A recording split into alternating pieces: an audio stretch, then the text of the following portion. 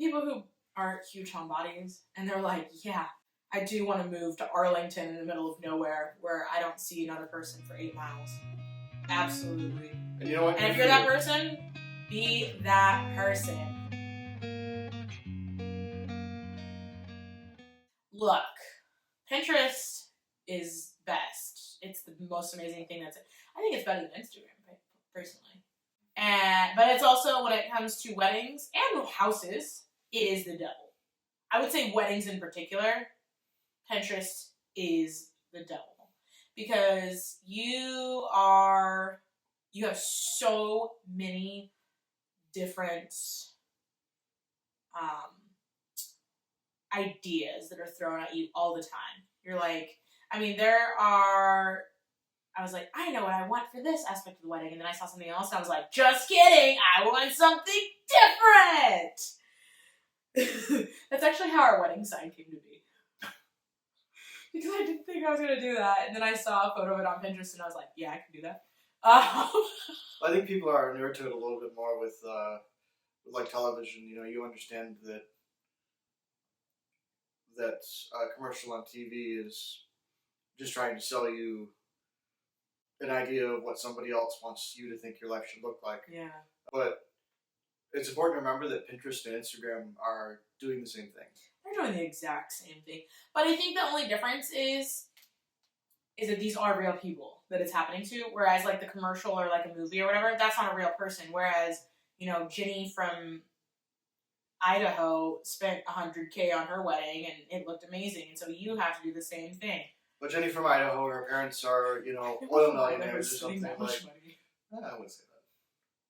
I don't know who spent that much money. Actually, I do know who spent that. Never mind. I've done some weddings that were probably north of that. But yeah, sorry, I interrupted you, Jenny from Idaho. Well, Jenny from Idaho, who spends $250,000 on her wedding, and what you don't know is that her parents signed an oil lease with ExxonMobil for $25 million back in 2013, and for them, money is not really a concern anymore. Don't try to take somebody else's life and apply it to your own. Do the things that are best for you and that you want after thinking about what's right for you after a while. Yeah. Not simply seeing something in social media and saying, oh, I want that. Well, why do you want that? Mm-hmm. I think that having an idea of what you want for your wedding is helpful. I think that was one of the big things. Like, I already knew what venue we wanted. I wanted. Let's not say we. I wanted. I already kind of knew the aesthetic. Although the aesthetic took me a while to get, but once I had it, I was like, great, this is my aesthetic. And so even though I was seeing all these other things, I was like, I want gorgeous, gigantic, floral installations. And then I'm like, wait a minute, it's circling back. And I think the one thing that what people are going to take away from that is this ties into the financial stress of it, right? Like, all of these stress factors of buying a house and getting married, they all tie into each other. And that's why it's so important to kind of have this idea before you go through the process. It's one of the reasons why we thought it was important to create these videos. But yeah, Pinterest is the root of all evil. It's also the most amazing thing in the world. Have I ever told you that this is how I met one of my good friends in college? Because I sat in the back of our I think it was macroeconomics or microeconomics class or whatever in college. And I was on Pinterest the entire class period, and he sat behind me. And that's how he would just make fun of me about the fact that I never paid attention. But get this, also this, maybe I shouldn't say this. Too bad now, I already started the story. But then get this, both of us had to retake the class. So I was like, look, at least my excuse was I wasn't paying attention. What is your excuse? Because you were supposed to be paying attention, and you still didn't do a very good job. I didn't have to retake it. Let me rephrase that. I didn't fail out of the class. I'm not that dumb. But I didn't do good, and I wanted to raise my GPA, so you gotta retake the class. But anyway, that's besides the point. Pinterest, when it comes to weddings, and I think when it comes to houses and like interiors of houses as well, we've all seen Chip and Joanna, we've all seen Magnolia Homes, you have the McGee and Family and Co. None of these, I guess Chip and Joanna, but there's always this idea that you can have bigger and better, and sometimes you can't have bigger and better, and that's fine. I think it's just like being okay with where you're at and what you can afford and what you can do. And don't have the social pressures of people, oh, you have to spend this much money. It's almost like the ring too, It's right? exactly That's like that. that's another social pressure where they're like, you have to spend 3 months' wages on a ring. No, you don't. Yeah. If you're a woman who likes really gaudy, bougie rings, like tell your man that, and maybe he should make expectations of it. But if you're a woman who's like, I'm fine with a solid gold band that costs you, $100 from Costco, then don't be pressured into getting something you don't want in houses and in your wedding, because again, you're gonna regret it more than anything. Just think about it seriously and think, is this me or is it not me? Am I doing this to please other people or am I doing this to please me? Yeah, guys, I'll say that, I don't know, I think I'm going to be a little bit more aggressive about this than I think Marcy was going to be. If you're engaged to someone and they're dictating, it needs to be more than 3 carats, it needs to be like this and that and the other, and that ring is clearly very important to them, and the cost of that ring is clearly very important to them, maybe think real hard about whether or not this relationship is going to be for richer or poor. Yeah, it kind of sounds like it's almost only for richer. Yeah, because the ring is only one piece of jewelry, and your marriage is forever. It's supposed to be for the rest of your life. What are you going to do if that piece of jewelry, falls down a storm drain and is never seen again?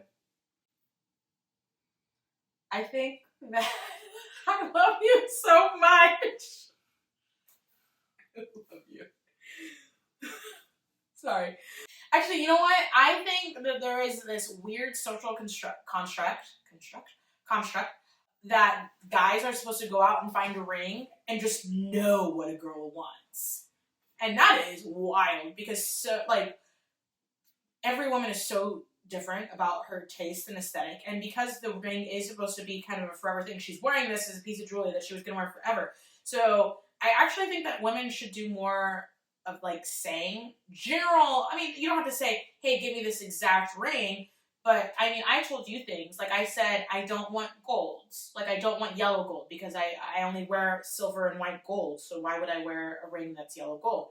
Or things like I like this diamond cut, or I specifically wanted a special type of diamond, and so had I not told him that, there's no way he would have ever bought me this ring. I would not have known. You wouldn't have even known about it, right? So actually, I think having that conversation with your partner about what type of ring they're looking for is it's nice and it's important. And I think the engagement can be a surprise, but the ring doesn't have to be. But we're getting a little off track here. The big thing is, don't get persuaded to spend more or get something bigger, whether it be a house or have a bigger wedding or all of that, just to impress people. Because the reality is that yes, some people will be impressed, but there's always going to be someone who isn't impressed, who thinks that they can do it better. And that's fine. Let them think that. As long as you are happy, you guys have the house that you love, you guys have the wedding that you love, and the marriage that you love, that is really the important thing, I think. I think the house one, I tell people when they're looking at houses, think about the things that you can't change about a house. Yeah, bigger isn't always better when it comes to houses. It's usually just more. Plus, you have to clean. Well, it's more to maintain, too. Oh, man. One of the buyers that I have right now, they're like, we don't know how big we want it, but we want it big. And I'm like, well, there's 2 of you. Are you sure you want it big? You think you want it big, but do you want to clean big? Always remember that. You got to clean big. Unless you're super ultra rich and you can afford a house cleaner to come in every single day, bigger is not always better. Bigger gets messier. That's all I can say. Anyway, so yeah, I think houses. Actually, the size of a house is something that you can change. You know what's something that you can't change though? Location. Location. I always tell people, when they're looking for houses, don't get caught up in the things that you can change and can change relatively easy. That's like goes back to that paint comment that we had. Don't complain about the paint on the walls. I'm not going to care. I'm going to roll my eyes at you. You might hate that the last owner painted the walls puke yellow. But guess what? You could buy the house and paint it white as soon as you move in. But you can't change the location of it. And I think that, at least here in the Seattle area, and really kind of the surrounding areas within Seattle, is getting this understanding of where you live and how your life and your social life looks like, I think is really, really important. I think some people don't remember to think about that before they buy a house. I think we had a moment when we were looking at a house down south. This was it Skyway? Yeah, it was in Skyway, which neither of us, oh, that's not true. You had lived outside of Seattle. You lived on the east side. I forgot about that. You lived in Kirkland. Mm-hmm. I hadn't lived outside of Seattle at that point in time, but neither of us had lived that far south. And we were like really trying to convince ourselves, like, yeah, we can make this work. Our life won't be that much different. Oh my gosh, it would have been so much different. I just think about Ubers. Our Uber costs would be up. I mean, the location of where we're at now is perfect because sometimes Ubers aren't even an aspect of our life because we're so close to the light rail. You know, occasionally we take an Uber, but it's because we're sort of close to the light rail, we don't have that same transportation issues. But, I mean, even hanging out with our friends, all of my friends live here in this city. A large majority of your friends do. And what's more is that a large majority of both of our friends live in the north side of the city. Nothing against the south side. I think people who live in the south side are like, if they first moved here and they moved to the south side, I think south siders stayed there and north siders stayed there. There's not a whole lot of cross. Every now and again there is. But I've noticed that usually you are either a north side Seattle person or a south side Seattle person. South Seattle is gorgeous, and Columbia City is wonderful, and so true. Seward Park is beautiful, and there are so many places in the south side of Seattle where I would live. And there are a lot of reasons why we chose to live in the north end as opposed to the south end, and a lot of them simply have to do with what was available in our price range at that time. But ultimately, we would probably be seeing our friends less if we had lived in the south instead of the north, simply because most of our friends are in the north. I think also thinking about if you live outside of the city and decide to make that move outside of the city, I think a lot of the friends that I went to college with, when they bought a house, they bought out kind of up north, Marysville, Edmonds, places like that. And there's nothing wrong with that. I will say a lot of them find it harder to come back into the city. But I also will say their life has become very suburban. Like yes. That is, and that's something that we talked about and we agreed that's not really us. But that's something that in their relationship they had talked about, and they grew up in that type of environment. They wanted to raise their kids in that type of environment, so it was the perfect move for the life that they wanted to have.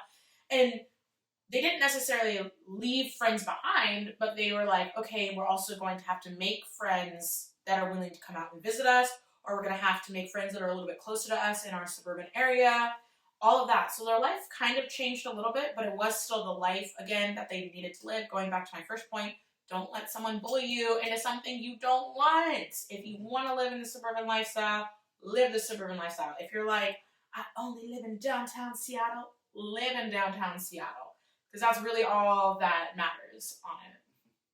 My advice, and I don't think people like thinking about it, but it is a true aspect, which is that if you end up moving away from your friends and from your social circle, you need to think about how to fill that void, because you will remain friends with those people, but you're probably not going to see them as much, and you might not be as good of friends with them as you were. Think about hobbies and things like that you can acquire and pick up that will allow you to interact with others, outside of your immediate family and household, in your new location. Yeah.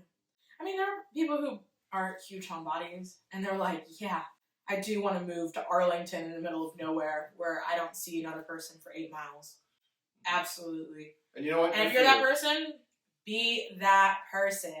But I think the one issue that I try to caution people against is couples who are like, especially in the past few years where prices were just increasing so quickly, where they're like, okay, well, we're going to acquiesce on this one thing. And even though we've only lived in the city and we love the city and we're, from New York, or we grew up in San Francisco or whatever it is, we can only afford living in Mukilteo. And I'm like, maybe we should wait, or maybe we should look at, smaller houses or condos or something, because you're telling me all these things that signify that your life is very much a city life, but you want to move out there because you can afford it. And, whatever your decision is, I'm going to support you as a real estate agent and I will write that offer. But don't just think that it's just a money issue. There is a social aspect that I think people do forget about. But, yeah. Yeah. I mean, everyone likes to think that, I'll move outside the city, but I'll still see my friends in the city, and I'll drive in. And those people who lose touch with their friends, a little bit after they move outside the city. Well, that won't be me. Well, it might not be, but that Uber bill is going to be very expensive, or that gas bill is going to be very expensive. Yeah. Especially if you're one of those people who is super active and you're like, oh, we go out with our friends 3 times a week, and we go to date night once a week, and I have so many hobbies, and yeah, it can get really pricey. Anyway, if you want to, I think that, just having an idea of that is a really good idea. Be honest with yourself. Okay, so going on the kind of social aspect, I think the other big one, I've fallen victim to this. I will, and Evan tries to keep me on the straight and narrow, but having people over too soon. Yeah. So maybe I can talk a little bit about this, and I don't want to impinge on Marcy too much, but we bought the house in March, and she had planned on throwing parties over the summer. I did. Oh my gosh, I forgot about that. I really wanted a big summer party. And maybe if we hadn't been doing renovations and remodels and tearing out the entire house and doing all the electrical, full rewire, etc., maybe that might have been feasible, but it wasn't. My personal advice is that you're probably not going to have people over for the first 3 months after you move, especially if it's a larger property, because, and even then, if you're getting married around the same time, then it's going to be busy for you. All your furniture is not going to be in the right place. It's going to be dirty. It's going to be dusty. You're not going to have your refrigerator stocked with all the things you want. You're not going to know where anything is in your kitchen yet. Yep. Yeah. So don't be chomping at the bit to have your housewarming party. Yeah. Just give it a few months for everyone's sake, including your own. Yeah. Don't be a wild party animal like me. With that being said, also don't feel like everything needs to be perfect and immaculate for your friends.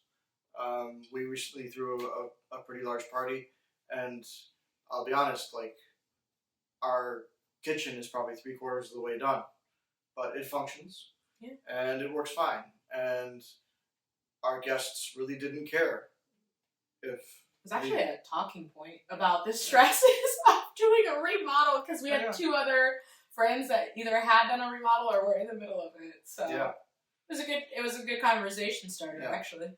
But your guests aren't going to care that the backsplash tile isn't in yet. Ours didn't. I think another big one, and this kind of goes on marriage and mortgage. This goes with the house and the wedding. Oh my goodness. We think twice about letting people stay at your house if you're having out-of-town guests. So one guest that we knew was coming was my mom, which my mother, she raised me. So she knows how messy my life can be. And she helped clean the house. But we thought we were going to have other guests at the house, and eventually we did, because we had guests over after the wedding. We had a post-family brunch. And let me tell you, when I say, was this the night before or was this the day of, where I was like, I think it was the day of, the day of our wedding, we were like, oh, there's no way we're going to have time after this wedding to go clean the house, and we're all stressed.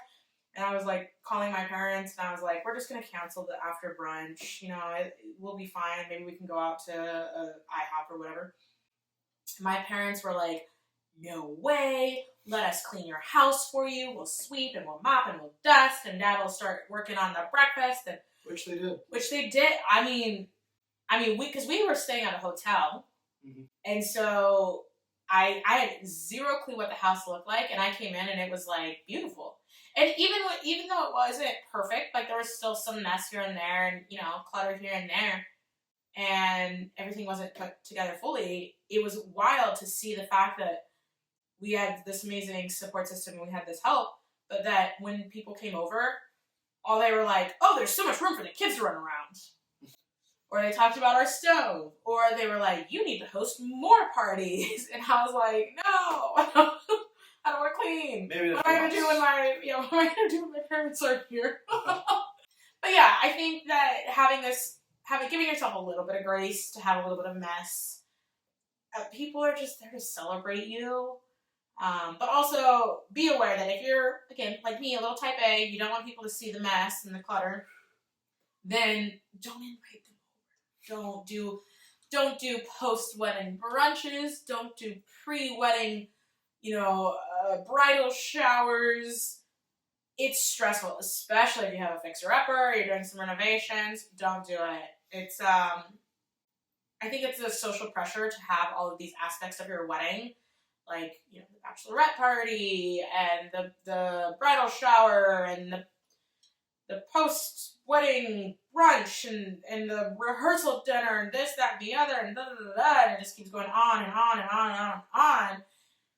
Take some time to calm down. Take some time to be with each other. Realize it's just about you guys. Yeah. Anyway, so that's it. So what did we cover? We covered financial. We covered emotional, physical, a little bit of social stress. And it's crazy to think, like, all of these are intertwined. All of them kind of work hand in hand. But it can be done, right? It can be done. I mean, give yourself time and give yourself space to finish it. Like, our house still is not complete. And it's probably not going to be complete for another, 3 or 4 months maybe. That's so optimistic. Yeah, don't be in too much of a hurry such that you end up forgetting why you did it. All right, so this series has been quite a journey. Let's see, we've talked about all the stress factors of buying a house and getting married. Let's see, financial, big one. What was the other one? Emotional, physical, and today we covered social, which I think about covers it all, but it also just makes you kind of think about how all of those stress factors are intertwined, but it's definitely doable. Yeah, and I guess what I would say is that while all these things are stressful and it's a big financial burden to be buying a house and getting married, and especially if you're doing both those in the same, around the same time, it can still be fun, and it should still be fun. And you should still use this opportunity to enjoy your time and, I guess, savor the experience with your loved ones. Because these are both things that don't come around very often in our lives. It's nice to have positive memories of them, and just be able to savor that moment at the beginning of something with the one you love. Absolutely. I feel like I don't know how to follow that. You summed it up so perfectly. It was great. Yeah. If you are doing this, feel free to reach out to us. You can follow me on social media. It's Hendricks Properties. And if you're looking to buy a house in the Seattle area, let me know. Let me know. I would love to work with you and your partner and hopefully help you navigate all of this. And hopefully this series has helped you navigate through this process. Yeah, but feel free to drop either Evan or I a little bit of a message if you have any other questions. We're more than happy to walk you through our experience, the experience that I've seen both as a wedding planner and now as a real estate agent to kind of help you get through this process. Because we know it's a big one, but there's a light at the end of the tunnel. He was my light. And this house is my light. Yeah. All right. Thanks, guys.